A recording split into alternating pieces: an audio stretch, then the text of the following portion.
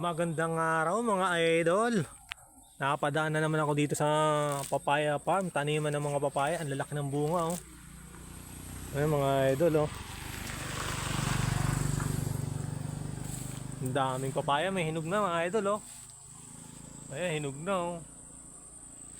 Wala ano dito. Hindi masyadong mabenta ang papaya mga idol. Walang, kahit hinog na masisira lang. Ayan oh, daming papaya. Dito naman sa likod niya mais. Ayan mga idol, taniman ng papaya. Ayan o. Puro ano, ang dami ng hinog mga idol.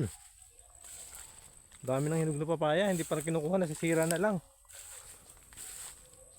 Grabe mga idol oh. Sayang. Sayang ito idol oh, nasira na lang oh, hindi pa na kinukuha ng may-ari ang hinog. Ayan oh. Hinog na oh. Sayang mga idol, ang dami ng hinog. Sira lang. Ito.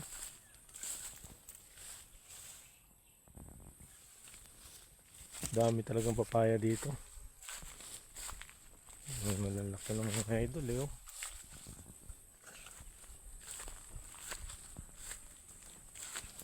Shoutout nga pala dyan sa mga taga Luzon, taga Manila.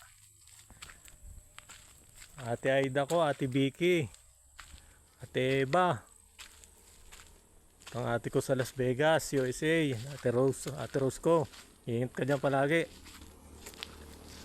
Ang mga pamangking ko, ingat kayo. Dito ko sa Davao del Norte. Ayan, taniman ng mga papaya mga idol.